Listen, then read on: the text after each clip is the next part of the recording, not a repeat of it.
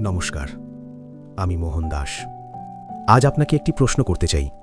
শেষ কবে আপনি বুক ফুলিয়ে নিজের কোনো ভুলের কথা স্বীকার হলেছেন? আমরা সবাই ভুল লুকিয়ে রাখি, কিন্তু সেই গোপন কথাগুলোই ধীরে ধীরে আমাদের ভেতর থেকে দুর্বল করে দেয়।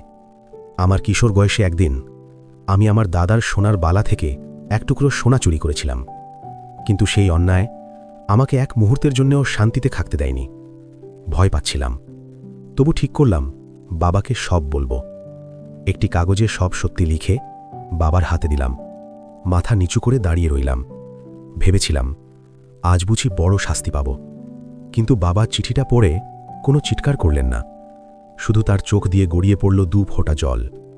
সেই অশ্রু আর সেই নীরব ক্ষমাই আমাকে সেদিন বদলে দিয়েছিল। আমি বুঝেছিলাম লাঠির চেয়ে সত্য আর ভালোবাসার শক্তি অনেক বড়।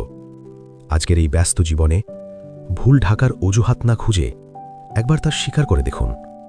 মন হালকা হবে আর আপনি সত্যিকারের বীর হয়ে উঠবেন। সত্যের পথে চলা কঠিন, কিন্তু সেই পথই দেয় মুক্তির স্বাদ। ভালো থাকবেন।